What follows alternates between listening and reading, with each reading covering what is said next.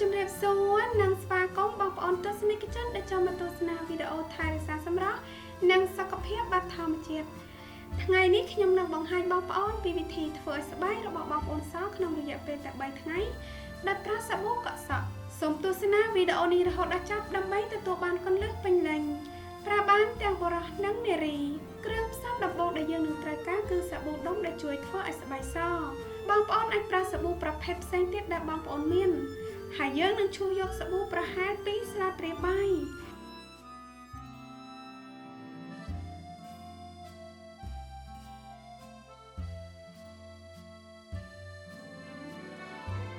ឥឡូវនេះសូមដាក់ទឹកដែលបានដាំពុះហើយកំពុងក្តៅខ្លាំងចំនួន2ស្លាបព្រាបាយ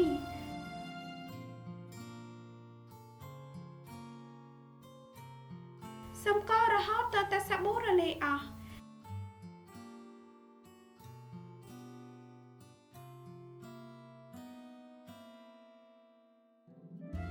គ្រឿងផ្សំបន្ទាប់ដែលយើងនឹងត្រូវការគឺថ្នាំដុសធ្មេញដែលជួយឲ្យធ្មេញសចំនួនកន្លះស្លាបព្រាបាយ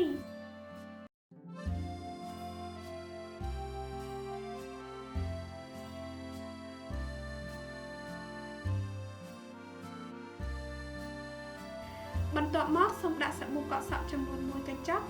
ឬប្រហែល1ស្លាបព្រាបាយរូបមន្តនេះនឹងជួយធ្វើឲ្យស្បែកសភ្លឺថ្លាទន់ម៉ត់រលោងនិងបំបត្តិស្បែកដែលខ្មៅខ្លាំងចេញពីស្បែករបស់បងប្អូនបានយ៉ាងងាយ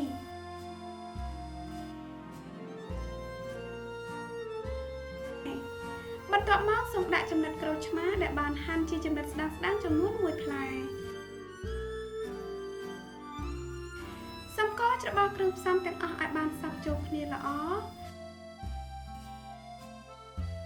រូបមន្តធ្វើឲ្យស្បែកសរបស់យើងគឺបានរួចរាល់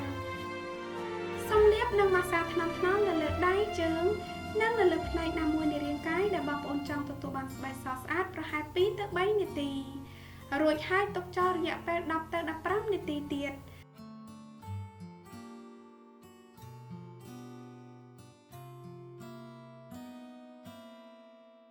បន្ទាប់មកសូមម៉ាសាថ្នមៗ